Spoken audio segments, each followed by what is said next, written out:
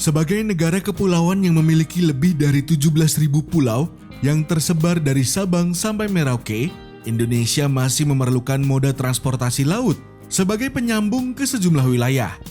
Terlebih lagi, masih banyak wilayah kepulauan yang masih termasuk ke dalam wilayah tertinggal, terpencil, terluar, dan perbatasan atau 3TP. PT Pelayaran Nasional Indonesia atau PT PELNI mengambil peran untuk menjaga konektivitas dan pembangunan daerah.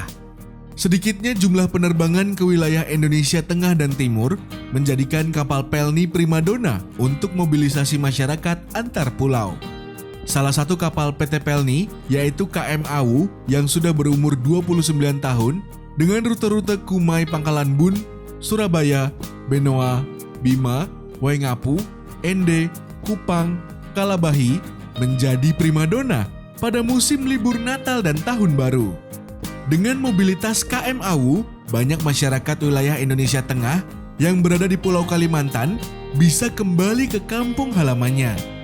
Kapal Awu yang berkapasitas 1.000 penumpang ini memiliki waktu tempuh selama 7 hari untuk menyelesaikan rutenya. Bagi sebagian besar masyarakat NTT, KM Awu memiliki peran penting dalam menghubungkan mereka dengan daerah lain. Untuk tarif pun relatif terjangkau dibandingkan dengan pesawat komersial, yakni hanya Rp576.000. Harga yang terjangkau ini menjadi salah satu faktor masyarakat memilih KM Awu menjadi moda transportasi pilihannya. Yang faktor paling pertama itu seperti soal biaya ya, paling murah.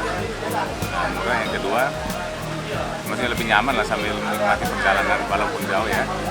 Selain harga yang murah, penumpang diperbolehkan membawa barang dengan berat hingga 40 kg untuk satu orang. Kapasitas ini 2 kali lebih banyak dari limit berat jika naik pesawat. Selain untuk angkut penumpang, KM Awu juga dimanfaatkan masyarakat untuk membawa barang dan logistik. Hal ini dikarenakan tak ada kapal ro-ro yang melintas di Pelabuhan Waingapu. Dengan begitu, masyarakat setempat memanfaatkan jasa kapal feri, kapal swasta, hingga kapal milik PT PELNI. Untuk urusan perut, penumpang KM Awu juga diberikan makanan sebanyak 3 porsi dalam sehari dan menunya setiap harinya berbeda.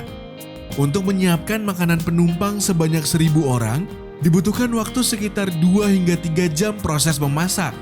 Di kapal KM Awu ini, ada 5 orang yang bertugas menyiapkan makan untuk penumpang, 4 orang koki, dan 1 orang perakit makanan. Alhamdulillah sampai saat ini kita nggak pernah terdapat, karena kita udah terbiasa ya melayani penumpang 900, standar sampai 1.200. Kalau kapal Awu ini standar penumpangnya itu sebenarnya 1.000, karena kita kan kapal super 1.000 terus dispensasi, jadi paling maksimal itu 1.200.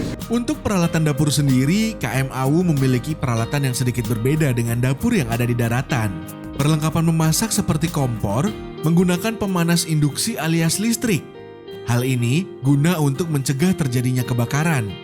Terkait tarif, tiket KM Awu terbilang cukup murah dikarenakan PELNI mendapatkan subsidi dari pemerintah. Terhitung, biaya per milnya hanya Rp368. Sedangkan jika dibandingkan dengan kapal komersial mencapai Rp1.350 per mil. Biaya subsidi itu diambil dari dana Public Service Obligation atau PSO yang diterima PELNI setiap tahunnya. Pada 2021, PT PELNI menerima dana PSO senilai Rp2,099 triliun untuk operasional 26 kapal besar milik PELNI yang beroperasi di seluruh Indonesia.